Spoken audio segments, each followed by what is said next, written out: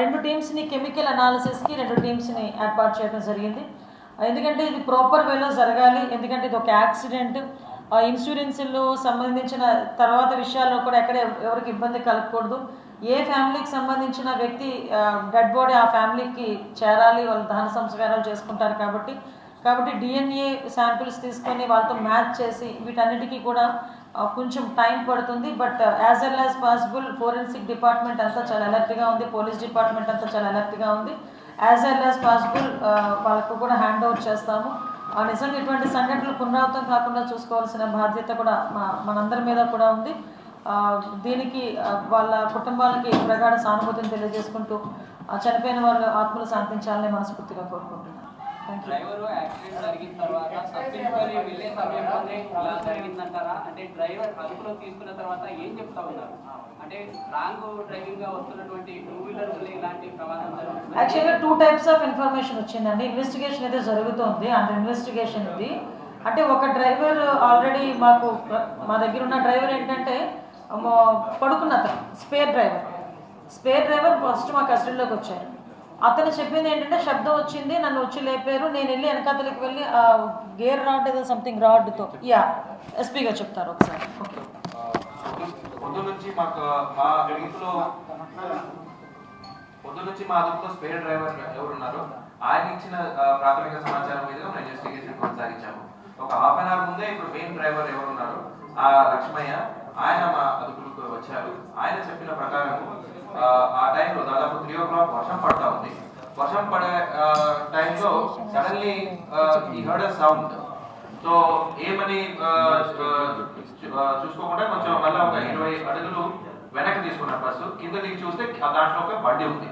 So మనకున్న ఇప్పుడు as of no investigation లో 2 వీలర్ ఎవరు నడుపుతున్నారు ఆ బస్సు రాకముందే అక్కడ 2 వీలర్ పడి ఉంది.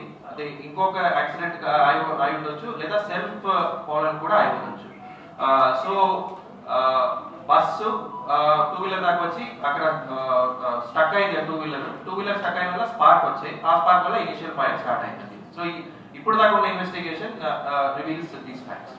డ్రైవర్ అప్రమత్తం అయి ఉంటే ఈ ప్రమాదం జరిగేది కాదు. కేవలం బైక్ రైడర్ మాత్రమే చనిపోయేవారు. అక్కడ ఉండే డ్రైవర్స్ అలర్ట్ చేయకపోవడం వల్ల ఇంత ప్రమాదం జరిగిందని బాధితులు చెప్తూ ఉన్నారు. అక్కడ ఉండే లైవ్ లో ఉన్నటువంటి సాక్ష్యాధారాలు కూడా చెప్పే పరిస్థితి. అంటే యాక్చువల్గా అన్నదానికి మేము ఏకీభవిస్తున్నాం. కాకపోతే ఏంటంటే ఒక ఇన్సిడెంట్ జరిగిన తర్వాత చాలా కారణాలు మనం బయటకు తీస్తాం. వీటన్నిటికీ ఇన్వెస్టిగేషన్ చేయడానికి, కేసెస్ ఫైల్ చేయడానికి పోలీస్ డిపార్ట్మెంట్ కూడా ఉంది. సో మీరన్న అన్ని కోణాల నుంచి కూడా, ఎందుకంటే ఇదేదో ఇలా జరిగిందని వదిలేయలేదు.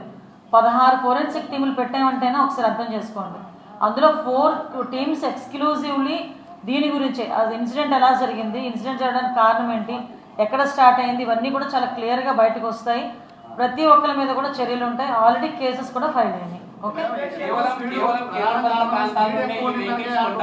కేంద్రపాలిత ప్రాంతాల్లో కొన్న తర్వాత ఈ విధంగా స్టేట్ లో మెట్రోపాలిటన్ సిటీస్ లో ట్రావెల్ చేస్తూ ఉన్నారు. ఎందుకంటే యూటీస్ లో వెహికల్స్ కాస్ట్ చాలా తక్కువగా ఉంటుంది. తర్వాత వాటికి సరైనటువంటి ఆధారాలు లేవు.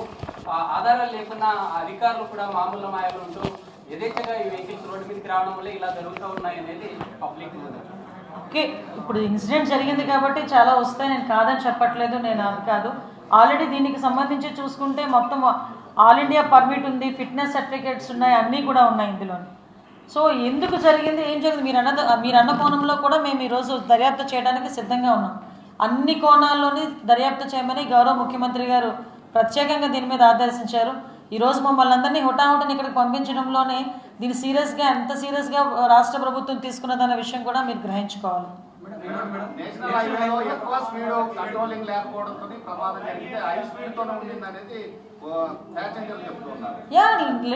అందుకేనండి ఫోరెన్సిక్ టీమ్స్ 4 టీమ్స్ వేసాం కదా, ఎంత స్పీడ్లో వెళ్తుంది, ఎప్పుడు ఏ స్పీడ్లో బ్రేక్ పడింది, ఇవన్నీ వస్తాయి ఇన్వెస్టిగేషన్లో. ఎవ్రీథింగ్ వస్తాయి.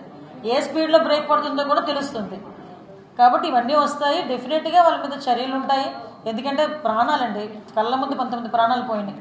చాలామంది, నేను ఈరోజు హాస్పిటల్కి వెళ్ళి మాట్లాడుతుంటే కళ్ళ ముందు కాలిపోయారండి అని చెప్పారు. మా ఎమ్మెల్యే గారు చెప్పారు, ఒక చంటి పిల్లని ఒళ్ళో పెట్టుకొని కాలిపోయింది ఒక ఆమె. నిజంగా చాలా ప్యాథటిక్ సిచ్యువేషన్. అలాంటి సిచ్యువేషన్స్ ఎవరికి రాకూడదు. ఫ్యూచర్లో కూడా ఎటువంటి సందర్భంలోనే ఇలాంటివి మనం జరగకూడదని కోరుకోవాలి.